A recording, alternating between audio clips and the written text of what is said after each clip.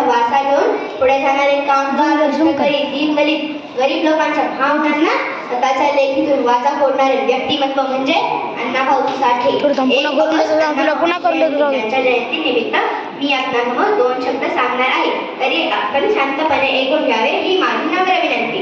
पृथ्वी ही शेष नागाच्या मस्तकावर तरलेली असून कामगार कष्टकरी यांच्या हातावर तरलेली आहे. म्हणजे जगात कामगार कष्टकरी लोकांचे आहे.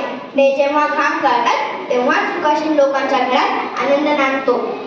याची जाणीव श्रीमंतांना करू देणारे व्यक्तिमत्व म्हणजे अण्णाभाऊ साठे.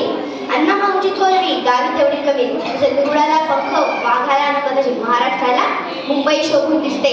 महाराष्ट्राची निर्मिती मुंबईसह झाली पाहिजे, यासाठी संयुक्त महाराष्ट्राच्या चळवळीत अण्णाभाऊंनी सक्रिय सहभाग घेतला. माझी मैना गावाकडे राहिली मला जीवाची होती एक राहिली, या गीतातील मैना म्हणजेच मुंबई होय. संयुक्त महाराष्ट्राच्या चळवळीत हे गीत फार प्रसिद्ध झाले होते. हे गीत अण्णाभाऊंनीच लिहिलेले आहे. अण्णाभाऊंनी वेगवेगळ्या प्रकारच्या 35 कादंबऱ्या, अनेक कथा, लावण्या, पोवाडे, गगनाट्य लिहिले. 27 भाषांमध्ये त्यांचे साहित्य भाषांतरित झाले आहे. अण्णाभाऊंच्या कादंबऱ्यावर 8 मराठी चित्रपट तयार झाले.